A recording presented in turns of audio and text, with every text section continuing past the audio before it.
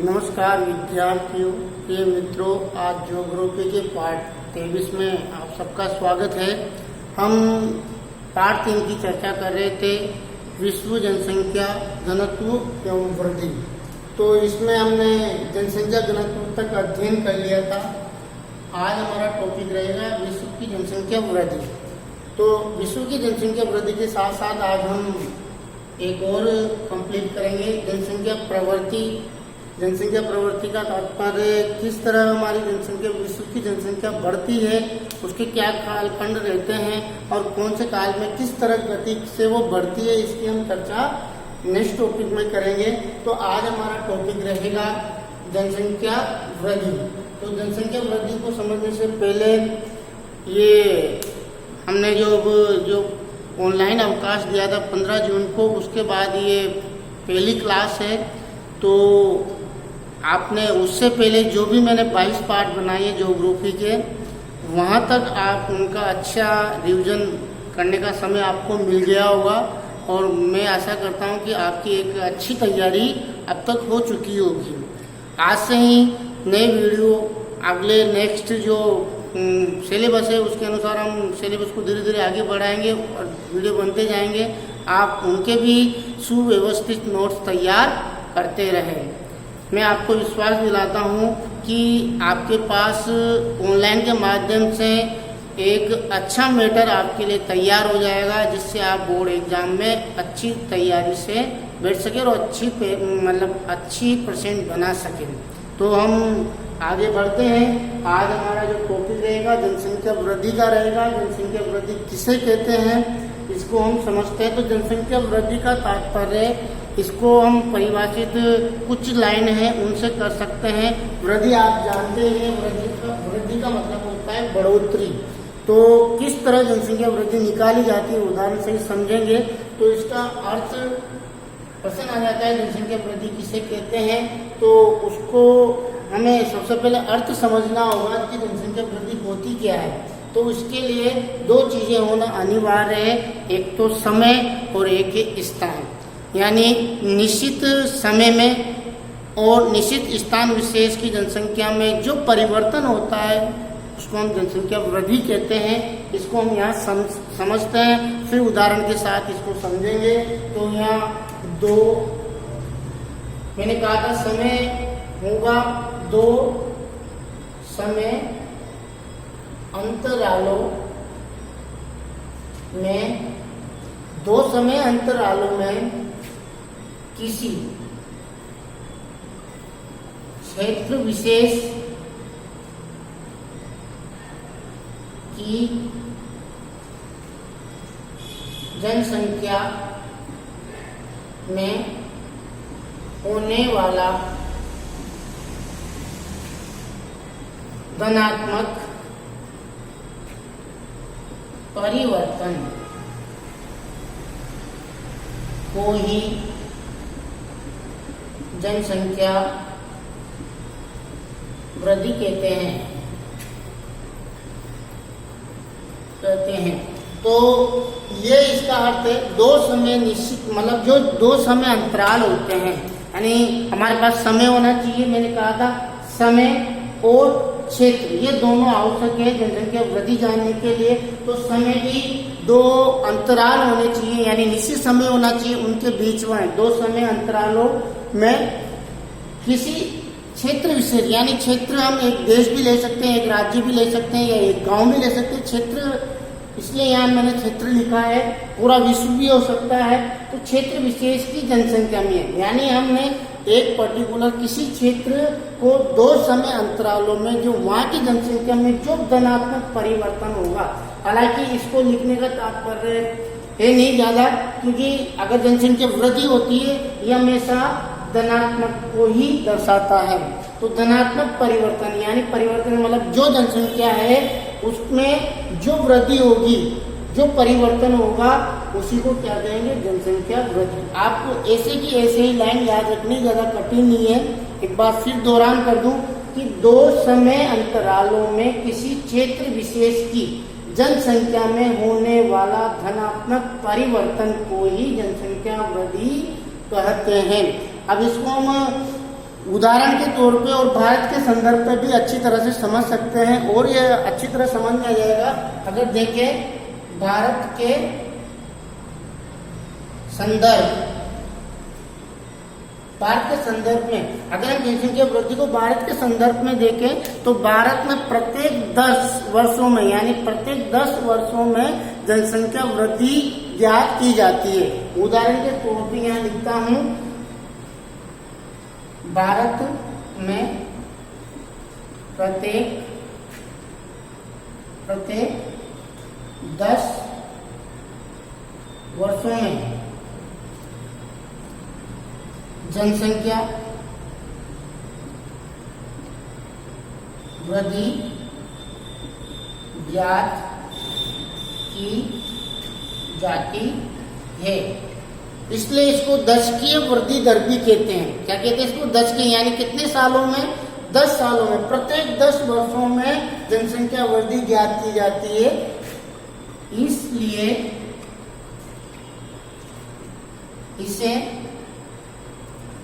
इसे दशकीय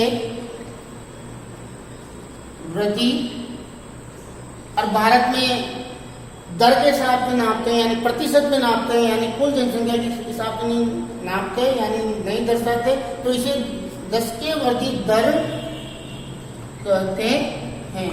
तो आपको भारत के संदर्भ में ध्यान रखना कि प्रत्येक 10 वर्षों में जनसंख्या वृद्धि दर निकाली जाती है, इसलिए इसको दशकीय वृद्धि दर भी कह सकते हैं। जरूरी नहीं है ये तो हमने भारत के संदर्भ में पढ़ा, इसलिए इसको 10 सालों में नापते हैं तो दशकीय वृद्धि कहते हैं। समय 1 साल का भी हो सकता है, 2 साल का भी हो सकता है, 5 साल का भी हो सकता है, 20 साल का भी हो सकता है। तो यहाँ 2 समय अंतर, यानी जिस समय होता है, उदाहरण के तौर पे हम समझते हैं, जैसे उदाहरण के यहाँ तक लिख लिया होगा आपने, इसको स्क्रीनशॉट आप ले लें, फिर आगे हम उदाहरण से समझते हैं इसको।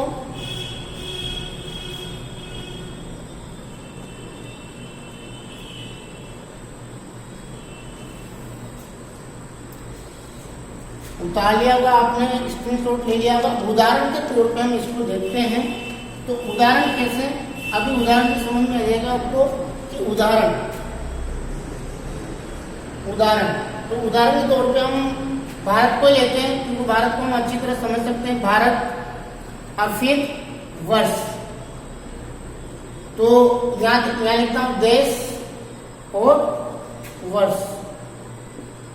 तो भारत की जो जनसंख्या है, तो 2011 में, मतलब यहाँ लिखता हूं 2011 में, आपको पता होगा भारत की जनसंख्या 121 करोड़ है। कितनी है? 121 करोड़ .01 है। कितनी है? करोड़। ये कब का समय है? 2011 का। यहाँ लिखता हूं 2011 में भारत की जनसंख्या यह है। यहाँ लिखता हूं वर्ष, यहाँ देश और यहाँ जनसंख्या, ये हो गया। और फिर 10 सालों में, यानी 2001 में भारत की जनसंख्या, देश भारत ही है, उसकी जनसंख्या 102 करोड़ .7 करोड़। तो ये हमारे पास जनसंख्या कैसे ज्ञात करेंगे? तो 2001 में कितनी थी? 102.7 करोड़ थी। 2011 यानी 10 सालों में कितनी बढ़ गई? 121 करोड़ .01 करोड़ जनसंख्या होगी। तो कितनी जनसंख्या वृद्धि हुई, इसको निकालने के लिए यहाँ हम इनको माइनस कर देंगे कि 2001 से 2011 के बीच में कितनी जनसंख्या वृद्धि हुई, कितनी जनसंख्या बढ़ी, वो माइनस करने से आ जाएगा। तो इसको यहाँ 0 लगाने के बाद 1 माइनस करते हैं 3 और यहाँ 8 और 1, यानी कितनी जनसंख्या बढ़ी?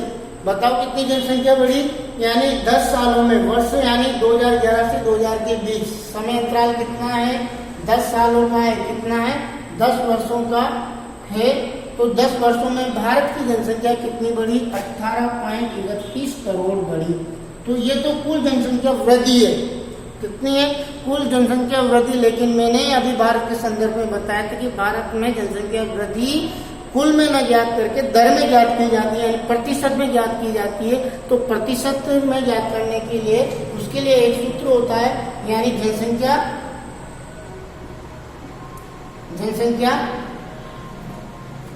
दर कैसे निकाला जाता है, उसके लिए एक सूत्र है। तो उसके लिए सूत्र में हमें यहाँ सूत्र बनाना होता है, यानी यहाँ लिखते हैं कुल जनसंख्या वृद्धि, कुल जनसंख्या वृद्धि।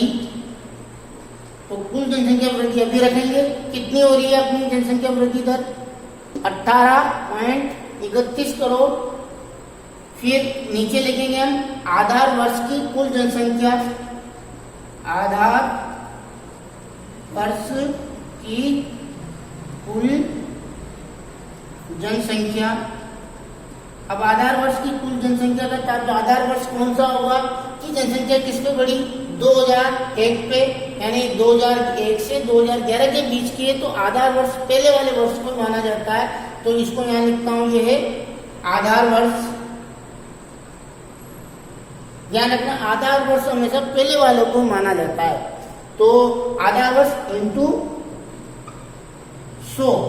तो इसको हम इस सूत्र को अब इसमें इन आंकड़ों को हम रखते हैं कि कितना आएगा, कुल जनसंख्या वृद्धि कितनी हुई, यानी इन 10 सालों में जनसंख्या वृद्धि कितनी हुई, 18.31 बटा आधार वर्ष में कुल जनसंख्या कितनी थी अपनी। आधार वर्ष किसको माना था, 2001 को कितनी है, 102.7 इंटू 100।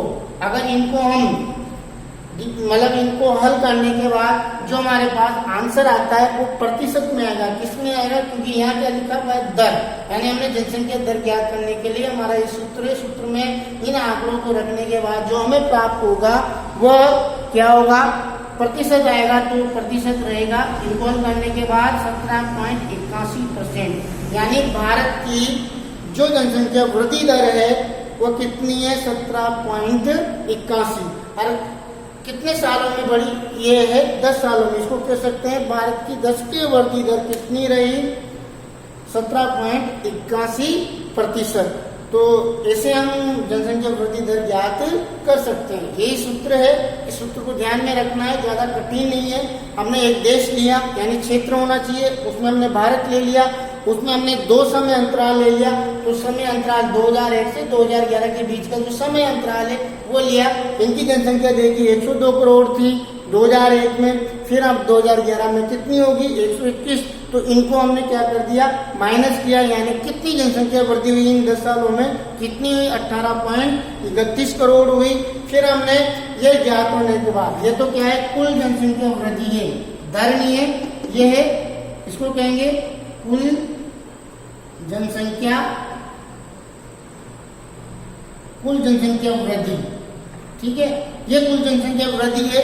लेकिन हमें किसमें ज्ञात करनी है, भारत के संदर्भ में पढ़ा था, तो किसमें ज्ञात करनी है, दर में ज्ञात करनी है, यानी प्रतिशत में ज्ञात करनी है। प्रतिशत में ज्ञात करने के लिए हमें एक सूत्र बनाना होता है, कुल जनसंख्या वृद्धि, यानी जो जनसंख्या वृद्धि 10 सालों में है उसको ऊपर लिखेंगे, बटा में आधार वर्ष की कितनी जनसंख्या थी वो लिखेंगे इंटू 100।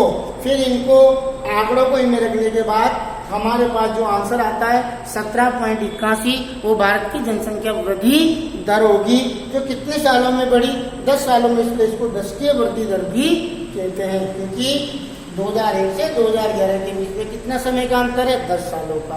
और प्रत्येक 10 साल में भारत में जनसंख्या वृद्धि ज्ञात की जाती है।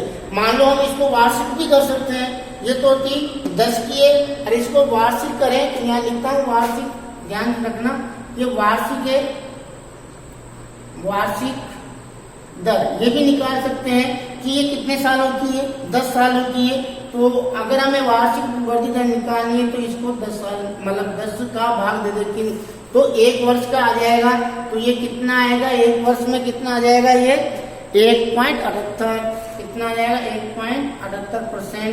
तो ये हमारी क्या होगी, वार्षिक वृद्धि दर होगी। भारत की वार्षिक दर यानी 1 साल में कितनी बढ़ी और 10 सालों में कितनी बढ़ी, समझ में आ गया होगा। ये थी जनसंख्या वृद्धि, क्या थी ये, जनसंख्या वृद्धि।